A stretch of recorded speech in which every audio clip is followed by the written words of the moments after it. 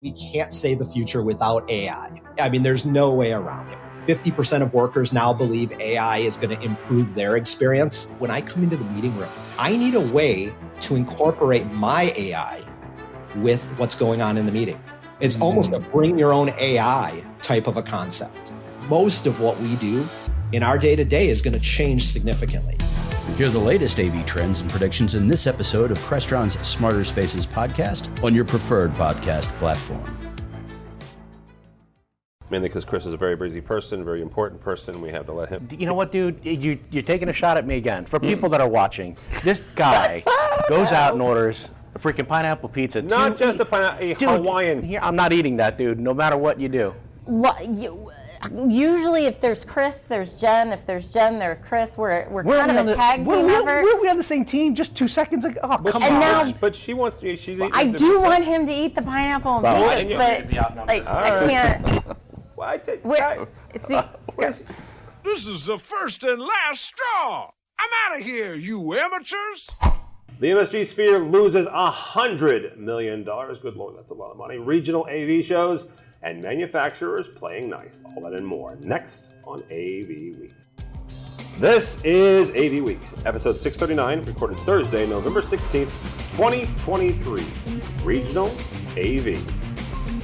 This is AVWeek, your weekly wrap-up of audiovisual news and information. My name is Tim Albright. I am your host. With us to discuss the news and information we have got this week, first and foremost, physically standing right next to me, Jennifer Weaver from Starin. How are you? Thank you. I'm well. I'm doing well. I'll explain why on earth you're in St. Louis instead of beautiful South Florida. Yes, so. I know. It's lovely weather here. We are here, and I am here for CTI's national sales meeting. Yep, and I'm having a great time. All right, standing right next to you is a CTI-er, Mr. Brian Heidgerken. How are you? Hi, thanks for having me. Absolutely. And last but not least, Mr. Chris Neto from Starin. We used to be friends. Oh, wow. It's getting a little warm Do I in here. stand between them, or do I move out of the way? No, you totally stand between them. It's been a fun week. Thank you for having me. He's older and heavier than I CTI, am. not Tim. First story we're going to have. We are here at the CTI National Sales Meeting. Full disclosure, I work for CTI, run AVNation, but the CTI folks put on a national sales meeting led by the fabulous and talented Tobi Tungl and the entire marketing team. 60 vendors, I think, the last time I counted, and Julian, my ever helpful camera person, can probably tell you it was probably 100 because of the number of people that we've interviewed, but we'll be coming down that pipeline with that. So, first question, and Jennifer, we'll start with you on this. Yep. This could be considered a regional show. Yes. Right? There are 60 vendors here this afternoon, the afternoon that we're recording. A number of end users will be coming through, tech managers, IT directors. What is the importance of a regional show like this? Well, from our standpoint, being the distributor, we're up close and personal with the reps. And we can talk to several of them at the same time, understand pain points, what they're doing, what their projects are, talk to them about product. It's hard for us as individuals to hit all of these people individually, especially when they're spread across the country. So when you get them in a group like this, we love it. We love to be here. It's energizing, and we just, get to hear everybody and talk to everybody all at one time. All right, Heidgerken, from your perspective as one of the attendees here, why is this important for you? Well, I like it because there's less distraction than at the larger trade shows. So you can have those deeper conversations and, exchange those ideas of this is what we're seeing, what are you guys doing to support that? And then, it's not 1,000 people standing around. So we get more one-on-one time. Yeah. Mr. Neto, Well, why is this important? As a distributor and a partner with CTI, where we get to bring new brands and something new and different for you guys. So you may have seen a lot of different brands here that you guys are familiar with. There's obviously new brands here, not just the one that we brought, but we get to bring in Origin Pro and introduce it to your team. So it's good. You got a nice mix of both sales engineers and salespeople, and for us to get a little bit of that one-on-one time with the folks that typically not in my area. I'm in New Jersey. I do travel, but to get out and see St. Louis and see the people in this area, it's interesting. The last time Chris was in St. Louis had a football team. I'll just point that out. I've never been to St. Louis, so it was absolutely. great. Yeah. Absolutely. And at one point, it was kind of cool to be in St. Louis. Wow. Okay. Chris.Neto. Next story, one of our favorite things. Keep digging, Tim. I got nothing here, dude. The next story comes to us from USA Today. The favorite thing for us to talk about right now is the MSG Sphere. $2.3 billion It's a lot of money. work. It's a lot of money. Work of AV and art and technology. Heidgerken, we'll start with you. They lost darn near $100 million in the last quarter. $100 million. So what does this do to the appetite of large, ginormous, bigger than life experiences like this? I mean, I think, though, they may be losing money now, but everybody's talking about it, right? I travel around. That and $5 will get you a Starbucks. I know, they need to start charging people for all the YouTube videos that everybody's They do. sharing. But it's word of mouth. Everybody's aware of it, and so I think maybe their business plan was a little aggressive to start with, but I think they're going to get there. And it's a statement, right? I mean, everybody talks about it. It's an expensive statement. It is an expensive statement. It is an expensive, and I'm glad I wasn't involved in the project, because I'm pretty sure they lost money there too. But those large one-off projects tend to be tough. Very Well, tough. and in talking with a couple of vendors here who had smaller hands in it,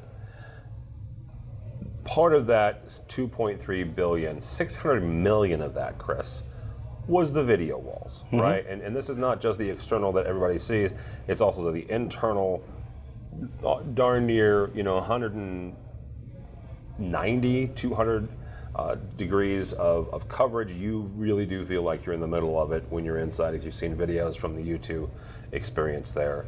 What does a loss like that, from a business standpoint, do to further projects? It's an acceptable loss. That's my. It's $100 million. Hear me out. They spent It's billions on 100. place. Yeah, right. Yeah, it's $100 million in theory. I mean, relative to $1 billion. But what has it done for Vegas, right? You didn't need F1, and you could have really done a lot just with the Sphere being done this year, and you could have brought F1 next year. But you got 1-2 punch of those two things happening. So what is it doing for tourism? What is it doing for putting people, we forget those things because we're the guys obviously being hired to do a lot of that stuff, right? It's putting people to work inside now that it's finished. How many people were working, how many teams of people, thousands, actually were working on that from all different aspects of it. I think it's a good boost for the economy. It's a good boost for Vegas, right? Because nothing for nothing, in the early 2000s, Vegas went all out or 90s with volcanoes and big fountain shows and Pirate ships. and pirate ships, and Yeah, I that still has miss not that. happened recently. Eiffel All the new Towers. hotels that are coming are not doing the outdoor show anymore. That was like the free part of Vegas, right? You got to go outside, and what did the fountains of Bellagio do for Bellagio, right? It's an expense. It's outside. Nobody's paying $1 to watch it. The Sphere, it's good for business for Vegas. It's great advertisement for us and what we do, because it's linking not just the construction of it, it's the technology that is around that, the content creators, the artistry, everything that's going in. It's got people interested in what we do on a whole nother level. So you can't go wrong. Jennifer, $100 million is a lot of money. It is a lot of money. It's also, assuming that they're still in business in June, it will be available for us to go see in Vegas during InfoCon. So I'm on that. I want to do that. I want to go see it because I don't think, as much as I love U2, if they were still there, I don't think I'd spend the money to go into it. It's Because I'm not $100 to park. You're Just right. want to put that out there. Well, from my standpoint, being in the AV industry, I want to see what was done and how it was done.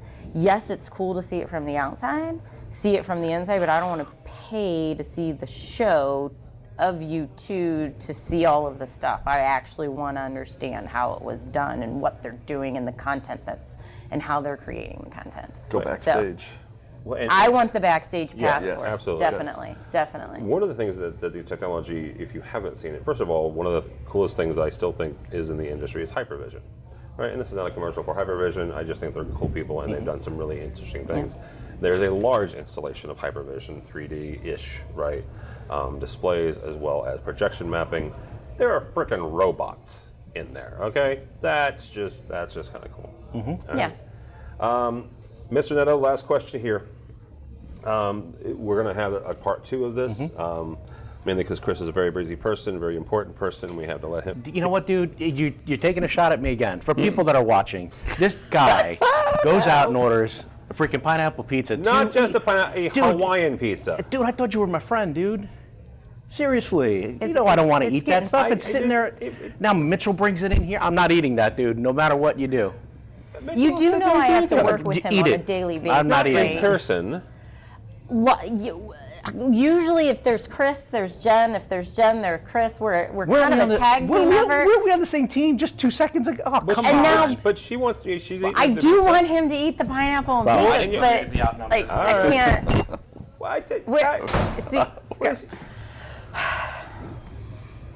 You all right? I think I'll be all right. I don't think I will be. All right. I'll have to. What was the last one? Oh, that's right. Second part of this is we're going to have folks from Shure and QSys coming on. They have announced another collaboration in technology. Jen, I'm going to start with you. How important is it when manufacturers of the size of QSys and Shure come together and say, you know what, your peanut butter and my chocolate come together and they make a Reese's peanut butter cup? How important is that? It's really important, especially from being a distributor that can provide one or both of those type of offerings or be able to bring our manufacturers together to do that. It just shows that people are playing nice in the sandbox. And for you guys as the resellers and the installers, you're able to say these products play nice in the sandbox because not everybody plays nice. No. And to show that two big wigs are coming together to be able to do that, it's just going to open up the world of collaboration and communication and differences in what we can do for our customers. So I think it's a pretty big deal. I'm excited about that. All right, Brian. Brian spends a lot of time in front of architects, so let's take that angle. How important is it for the design community when products like this work together? Well, I think it's critical because, like we're trying to pick the right gear for each part of that, and sometimes mixing and matching so that you get not only the right technological experience, but what it looks like is important, and as important as how it functions. And so being able to pick the right pieces and put them all together and then make it easy to support, easy to program, easy to install, it's a game changer. All right, very good. Well, I'll let you two get back to your real job this afternoon. Jen Weaver, how do people connect with you or Starin? So they can get in touch with Starin at www.starin.biz. With me, I am on LinkedIn at Jennifer Weaver. I am on Twitter at jweaverstarin. And you can get me at my email, which is jennifer.weaver@starin.biz. All right, Heidgerken? I'm easy, Brian H at cti.com. How did you get the H? There's many Brians here. There are actually 4 Brian H's, but I'm the first Brian H. Okay. And with a name like Heidgerken, it's really long. It's tough. So or LinkedIn. I'm pretty active on LinkedIn. Right. So if you want to get hold of the prima donna, Mr. Neto, Chris_Neto on the X. You should also, unless he's still pissy on Sundays, AV in the AM. Yeah, I don't know what. It's a pineapple. It's a pizza. I know.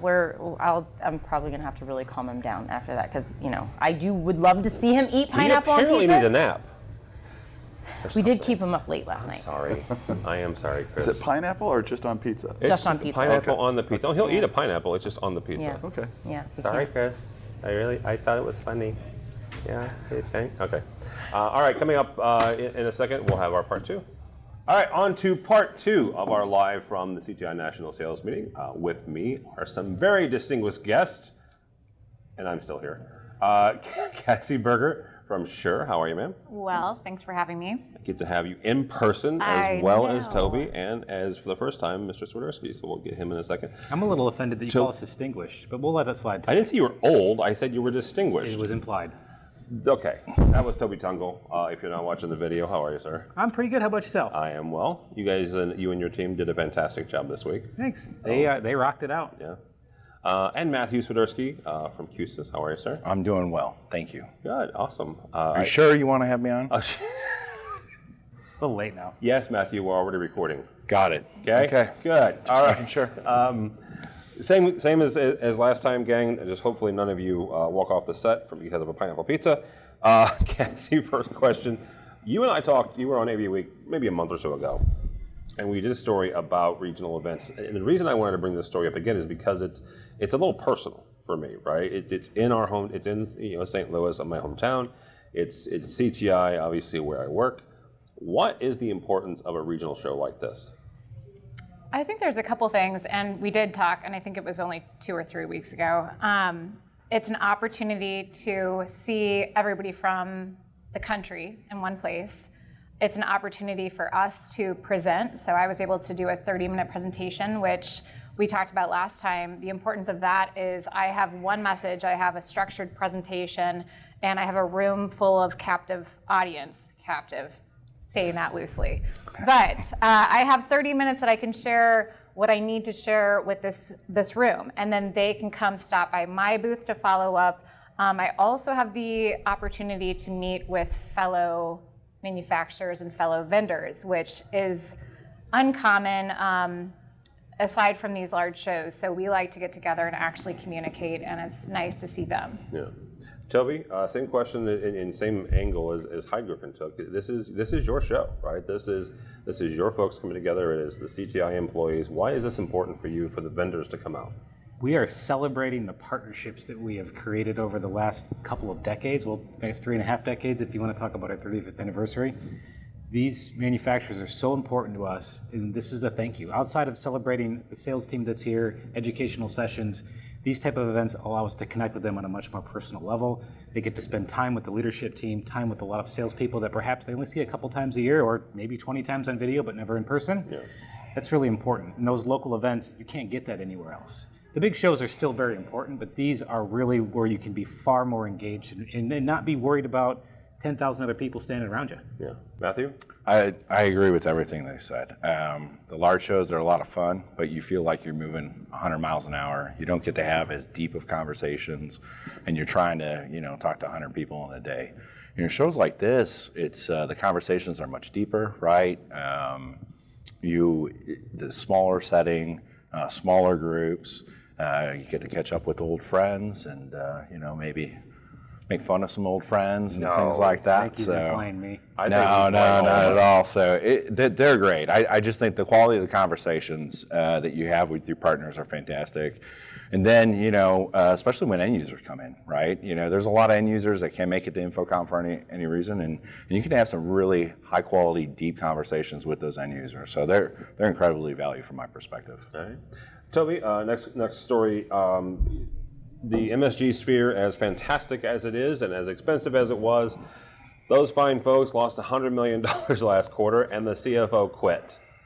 So, what does this do for, folks who are looking at maybe the next ginormous experience? The Sphere is pretty cool. I'm just going to say it, right? It is. I'm looking forward to seeing it. Is it a $2.3 billion cool? I don't have that kind of money laying around. I could probably bounce the check if I tried, but I think that's a felony, by the way. Ooh, don't record that. Mitchell, take that. The interesting thing for me is we've talked to them about the different events they're holding there. Obviously, they've got the band. I think they're shooting a little too big to start. Okay. I think they need to get far more tactical. I think they need to start bringing in people that perhaps can't spend I don't know what the numbers are. I'll use round numbers for the sake of it. $100,000 for a 10-second spot. Get people that actually want to pay to get people up there and show the value of it. Right now, it's cool smiley faces and weird things that are going on. Like they had a weird Halloween one up there, which was kind of creepy. Yeah. Get people out there to show the value. All right now, it's a bunch of data that they don't even have any real data back on. I like it. I think it's cool. I think it's overpriced. There was a gentleman on Twitter probably about 3 weeks ago that put the price tag at $500,000 for 10 seconds.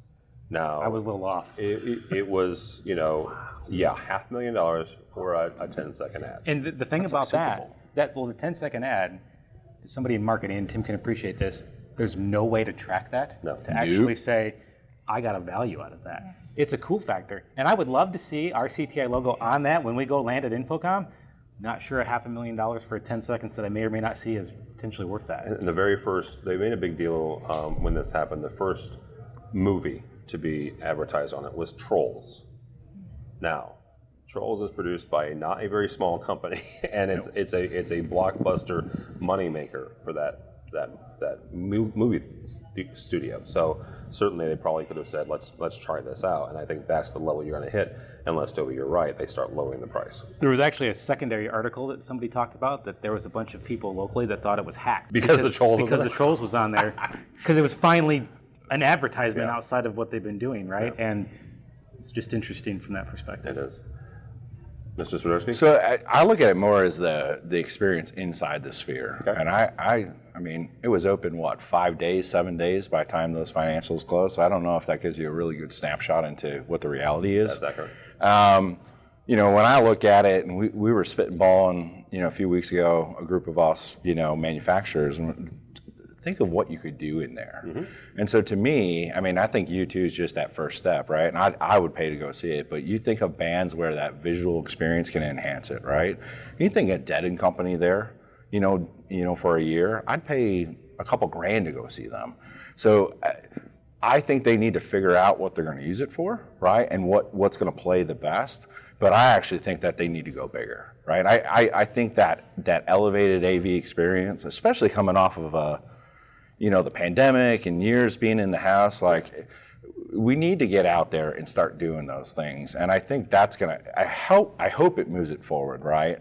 We can watch the concert in our house. It's not the same. Get out there and go hang out with some people and enjoy it. And you need a band like U2, and U2 is one of my favorites, but they have been visual as much as auditory for 30 years. I'm thinking back to the Zoo TV tour, right, where they had giant screens on stage with them. So you're not going to put, I'm going to pick on Adele for a second, you're not going to put Adele in the Sphere because there's no inherent visuals with her.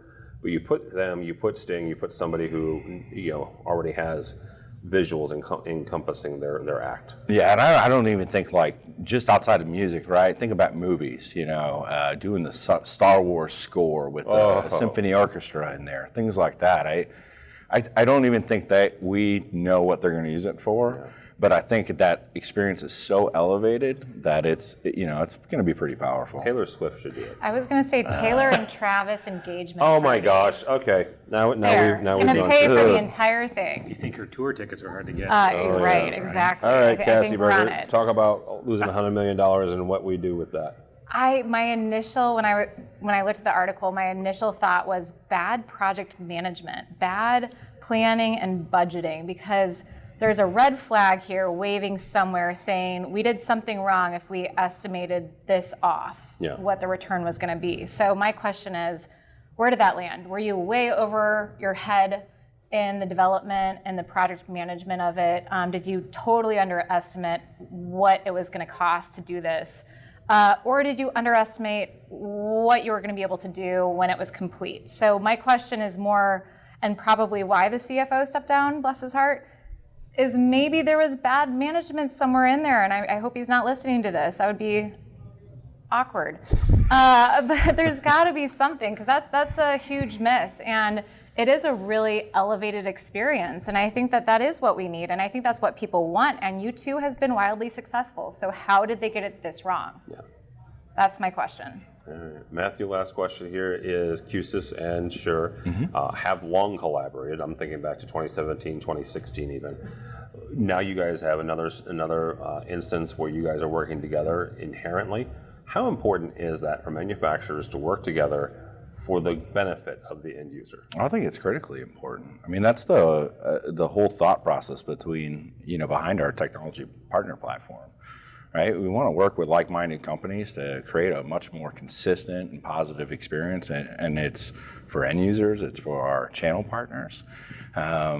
It's critically important. One of the biggest challenges in our industry, and going back as long as I've been doing this, right, is pointing fingers. Well, it's your stuff, it's our stuff, right?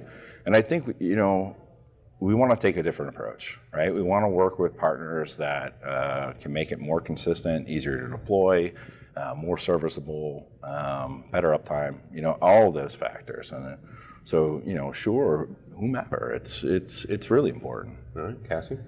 Service and support. I think that's why Microsoft Teams has deemed so successful and a requirement and certification. And that kind of outlines what partnerships look or should look like moving forward. Because the biggest thing, for example, with Teams and in any partnership any manufacturer might have is when they deploy a system, who do they call for support? Who do they call for service? Who's going to be able to take those calls?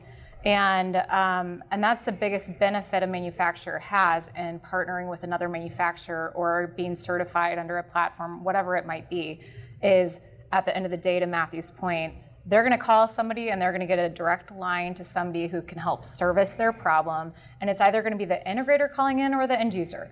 And so for the end user, I would have a peace of mind knowing that I have partnered products going into my facility and my deployment over having a piecemeal solution and having to call 10 different people to get a resolution to a problem. Right. Something that most people know is Tobi, before he became CMO, he was also a pretty successful salesperson Pretty successful. Sort of successful. Sort of, well, yeah. And Matthew used to work with us, so yeah. And so did you work at CTI when Tobi did? I think so. Wow. I think we were there together. I think all three of us were there together. That's scary. I got the scars to prove it. Anyhow, Tobi Tungl, how important is it when manufacturers work together for the benefit of the end user? I'm standing in the wrong spot to answer this question, Ron. You are. Between these two? No pressure. Yeah. However, my opinion on it is probably a little different. Okay. So service support aside, product availability aside, they're both really good at what they do, right? And I think where a lot of manufacturers fall flat is they don't look around and go, hey, we're probably never going to be a kick-ass audio company like Shure. We should work with them to bring them into our ecosystem. QSys does that. It's a lot of organizations that close those doors and try to be really isolated, and that works for a little while, but the more that QSys specifically, and I'm kind of a fanboy, so sorry. Thank you. Continue to open those doors to other manufacturers that do really good things. It's amazing, I think, what we're able to provide as an integrator to our clients. Because there's been, and we all have horror stories of this from 10, 15 years ago. Yeah. Well, this product is what she wanted, and it doesn't do this because it doesn't talk to this. And then you have to have two sub-independent systems that don't work together, and then he's pointing a finger towards her, and she's pointing a finger towards him, and I'm stuck in the middle with a client that's upset. Now, they're certified, they work together, there is no question. Yeah. And we take care of it from that perspective. And to me, I'm really excited about it because there's lots of other stuff going on in the world, and being able to say that we don't necessarily need to manufacture the product, but we have the relationships and trust of other manufacturers is huge. Yeah. It's huge. IT's already been doing this for years. 100%. We're just the guys figuring it out now. And I think partnership, to your point, right, is you can't do everything great. Mm-hmm. So double down on what you're great at, right, and find partners, that are great at, where you're not as great. And I think that's, our philosophy, right, is it's processing, it's control, it's video, right, but on the peripherals, we're not going to make displays and, You don't want to make Matthew Swiderski displays? Can I, we're recording this, so, if you come out with displays, I'm going to have Mitchell find the audio. I might get yelled at. You don't recall ever anybody talking about making displays? I don't. Yes. Thanks, Tim. I'm trying. Build a platform, yes, right? But you know what you're good at, and you focus on 100%. The products, and that's how we are as well. And that's why we find like-minded manufacturers to partner with. 100%. You build a platform, and you allow that ecosystem to grow and make it the very best. Absolutely. All right, that's a good place to stop. Cassie Berger from Shure. Thank you, ma'am. Thank you, sir. I'm glad to have you in at least a little studio, a portable studio. How do people connect with you or Shure? Shure.com. Go to our tech portal. That's going to be a sub-site to our consumer page. And you can find me, Cassie Berger, on LinkedIn. Mr. Tungl? You can start with CTI.com. That is CTI.com, since that's so hard to remember. And then anywhere in the world is @Tobi Tungl on every social site and every email address you could possibly find. Your name's that unique? It is. I have that username everywhere, so yes. And your phone number is? 86 Swiderski? Yes, sir. QSys.com. Matthew Swiderski. You can find me on LinkedIn. And if you can figure out how to spell my last name, so good luck. Want to spell it out? If you can't, you can email Tungl. Email Tobi, he'll get you my info. Exactly. For Tim Albright, don't follow me anywhere because I'm pretty boring, but go by the website, AVNation.tv. It's AVNation.tv. You'll find this program and a host of others. Mitchell told me that they just recorded a brand spanking new State of Control, so that's coming down the pipeline, as well as a host of others. All that and more at AVNation.tv. That's AVNation.tv. Thanks so much for listening. Thank you so much for watching. That's all the time we have for AV Week. The network for the AV industry. What are you listening to? This is AV. This is AVNation. This is AVNation. Hi, this is Jennifer Goodyear and Erica Carroll from the Women in AV podcast, where we are encouraged by the incredible stories of women in AV. Listen in on fun, empowering conversations as we chat with inspiring women, breaking barriers and creating their own path in the industry. Check out Women in AV on avnation.tv or wherever you get your podcasts.